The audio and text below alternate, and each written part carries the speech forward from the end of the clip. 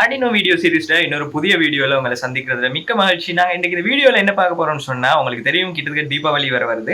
தீபாவளினாலே நிறைய பேர் பட்டாசு வெடிப்பாங்க. பட்டாசு வெடிக்கிறதுல நிறைய பிரச்சனை இருக்கிறவங்களுக்கு தெரியும் தானே. தீக்காயங்கள் ஏற்படுறதுக்கான வாய்ப்பும் நிறையவே இருக்கிறதுனால நாங்க இது வருங்காட்டிலும் படிச்ச ஆர்டினோ அறிவை வச்சுக்கொண்டு இதுக்கு ஒரு சொல்யூஷன் ஒரு ப்ரொஜெக்ட் செய்யலாம்ன்ற ஒரு ஐடியா வச்சு தான் இந்த ப்ரொஜெக்ட் செஞ்சது. உண்மையிலே இந்த ப்ரொஜெக்ட் பல வருஷங்களுக்கு முன்னுக்கு நாங்கள் செஞ்சது. அது எனக்கு தமிழில் எடிட் பண்ணி போட்டுக்கலாம் போயிட்டுது. நான் அதை இந்த வாய்ப்பா யூஸ் பண்ணிக்கொண்டு நான் அதை தமிழ்ல எடிட் பண்ணி போடுறேன். இந்த ப்ராஜெக்ட்ல நான் உங்களுக்கு ஃபுல்லா எக்ஸ்பிளைன் பண்றேன். இந்த மாதிரி உங்களோட கிரியேஷனோட இதே ப்ராஜெக்டை நீங்க எடிட் பண்ணி கஸ்டம் பண்ணி செஞ்சு கொள்றேன்டா எப்படி செய்யலாம்னு சொல்லி நான் அந்த ப்ராஜெக்ட்ல ஃபுல்லா எக்ஸ்பிளைன் பண்றேன். வாங்க இந்த ப்ராஜெக்ட் பத்தின நிறைய வீடியோங்களை கதைப்போம்.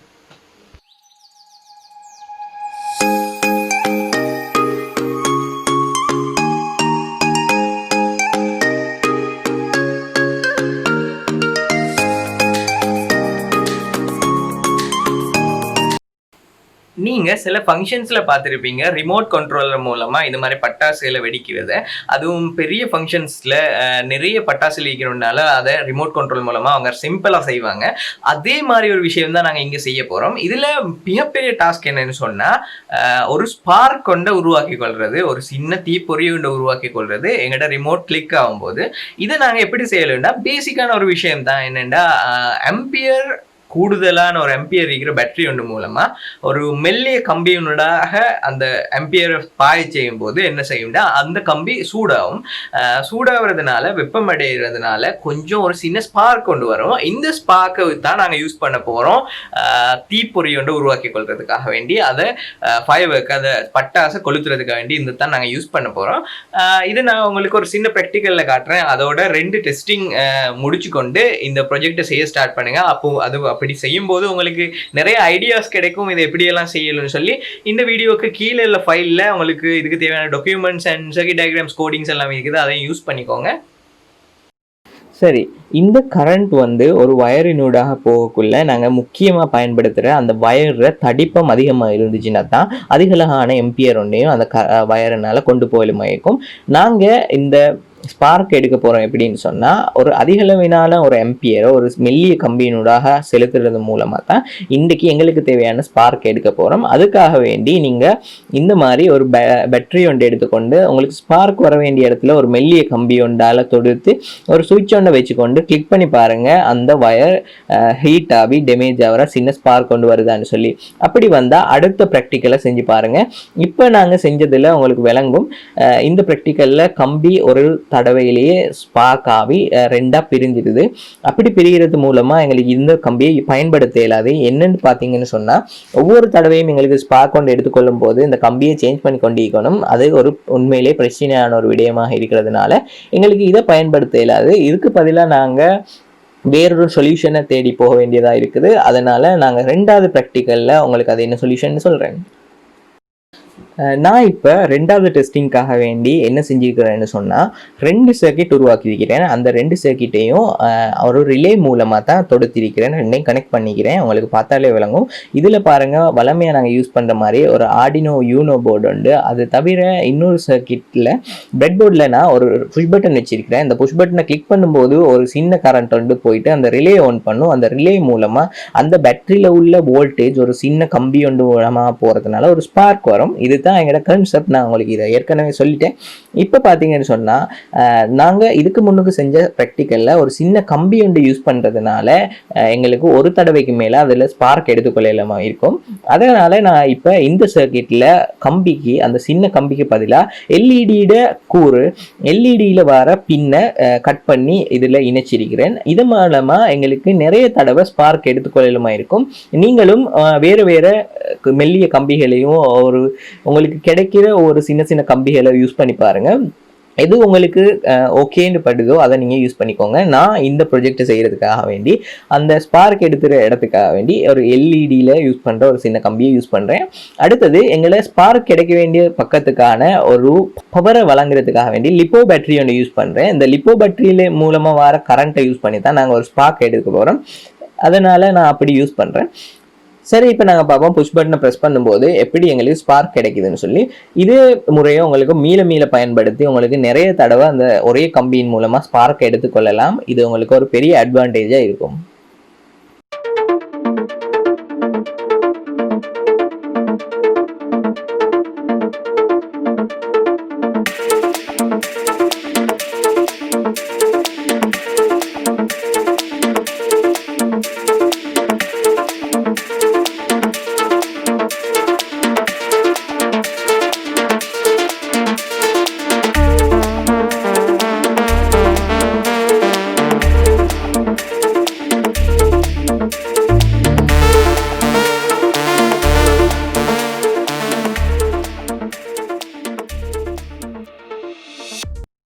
நான் இன்னொரு டெஸ்டிங்கும் பண்ணுறேன். இதே சர்க்கியூட்டில் ஸ்பார்க் வர இடத்துக்கு ஒரு பட்டாசிட திரி எடுத்து அந்த இடத்துல வச்சு நான் ஸ்பார்க் பண்ணி பார்க்க போகிறேன், அந்த பட்டாசிட திரி எரியுதான்னு சொல்லி.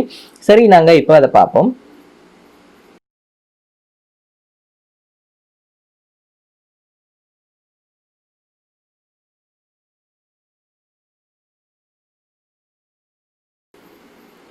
இப்போ பார்த்தீங்கன்னா உங்களுக்கு அழகாகவே விளங்கியிருக்கும். இந்த பட்டாசுட திரி வந்து ஸ்பார்க் ஆகி எரிஞ்சது. இதே மெத்தட் தான் நாங்கள் யூஸ் பண்ண போகிறோம். பார்ப்போம். இப்போ உங்களுக்கு இதில் ஒர்க் பண்ணுற கன்செப்ட் உங்களுக்கு விளங்கியிருக்கும்னு நினைக்கிறேன். இதை யூஸ் பண்ணி நீங்கள் உங்களோட மெத்தடை யூஸ் பண்ணி உங்களோட கிரியேட்டிவிட்டியை யூஸ் பண்ணி நீங்கள் இதை அழகாக செஞ்சுக்கோங்க.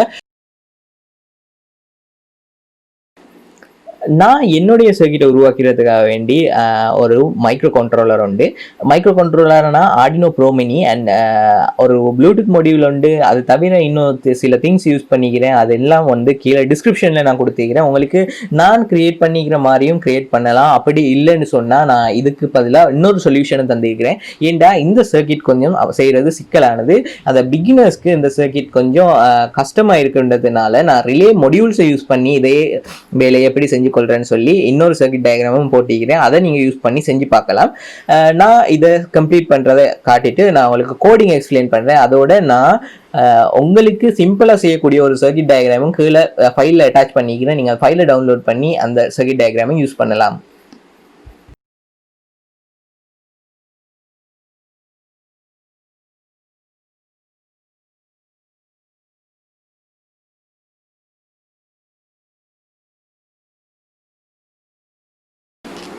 இந்த சர்க்கியூட்டை நான் டொட் போர்டில் என்னுடைய கம்போனன்ட் செட் ஆகிற மாதிரி நான் செட் பண்ணிக்கொள்கிறேன்.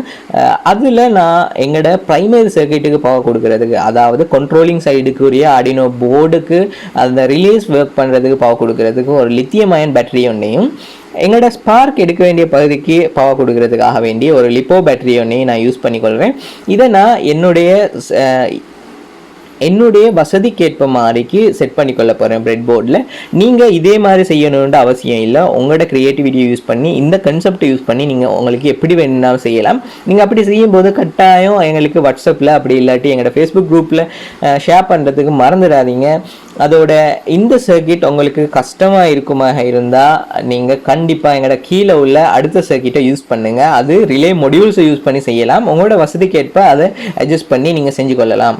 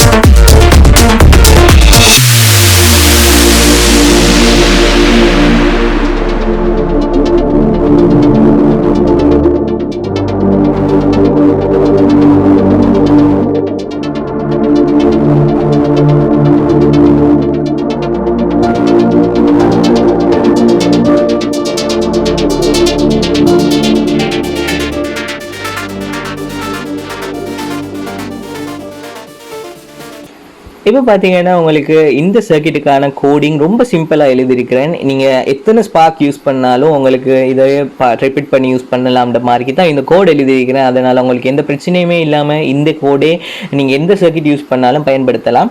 இதில் சீரியல் மானிட்டரை யூஸ் பண்ணி எடுத்திருக்கிறேன் என்று சொன்னால் எங்களோட ப்ளூடூத்தில் வர வேல்யூஸை பார்த்துக்கொள்றதுக்காக வேண்டி. அது தவிர இந்த ஃபாலோ பண்ண போட்டு எங்களோட எல்லா பின்னையும் அவுட்புட் பண்ணிக்கிறேன். எங்களோட ஆர்டினோ போர்டில் உள்ள 2வது பின்லேருந்து 13வது பின் வரங்கள்ல எல்லாத்தையும் அவுட்புட் பண்ணிக்கிறேன் உங்களுக்கு. அதனால எந்த பின்னை வேணாலும் பயன்படுத்தலாம், எந்த இஷ்யூவும் இல்லாமல் உங்களுக்கு எந்த பின்ல இருந்து வேணாலும் ரிலேக்கு சிக்னல் அனுப்பி ஸ்பார்க் பண்ணிக்கொள்ளலாம்.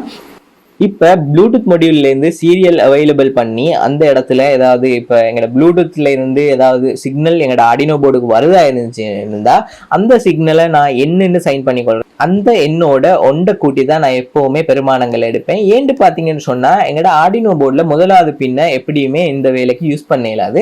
அதனால் நான் 2வது பின்னை தான் யூஸ் பண்ணி ஆகணும். எனக்கு எங்களோட ப்ளூடூத் ஃபங்க்ஷன் எழுதும் போது ரொம்ப சிம்பிளாக இருக்கணுன்றதுக்காக வேண்டி நான் இந்த வேலையை செஞ்சு கொள்கிறேன். இந்த இடத்துல இன்னொரு விஷயம் பார்த்தீங்கன்னு சொன்னால் நான் ஒரு ஃபோர் லூப் ஒன்று கிரியேட் பண்ணி கொள்கிறேன். எங்களோட டோன் ஒன்றை கிரியேட் பண்ணுறதுக்கு இந்த லூப் ஸ்டார்ட் ஆகும்போது ஒரு டோன் ஒன்று கிரியேட் ஆகி அந்த இடத்துல 13வது பின்னுக்கு நான் ஒரு எல்இடி கொடுத்துக்கிறேன். அந்த எல்இடி பிளிங்க் ஆகும். இது ஒரு சேஃப்டி பீசஸாக நான் யூஸ் பண்ணுறேன்.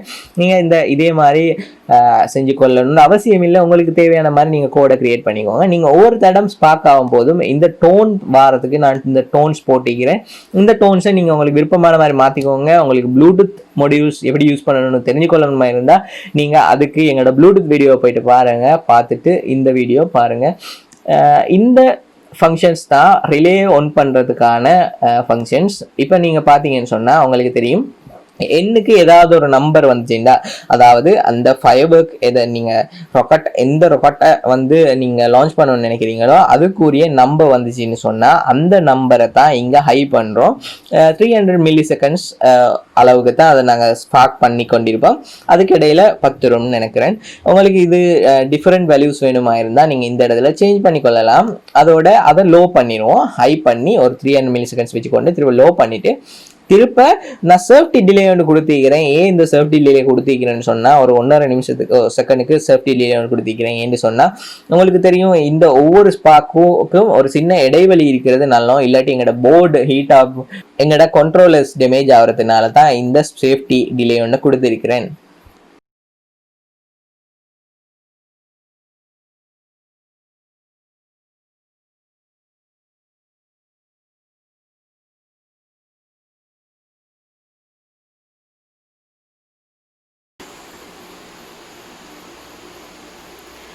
சரி ஃப்ரெண்ட்ஸ், இப்போ நீங்கள் பார்த்துருப்பீங்க, நான் உங்களுக்கு கோடையும் எக்ஸ்பிளைன் பண்ணிட்டேன். இந்த கோடை நீங்கள் இப்படியே பயன்படுத்தணுன்ற அவசியம் இல்லை, இந்த சர்க்கிட்டை நீங்கள் இப்படியே பயன்படுத்தணும்னு அவசியம் இல்லை.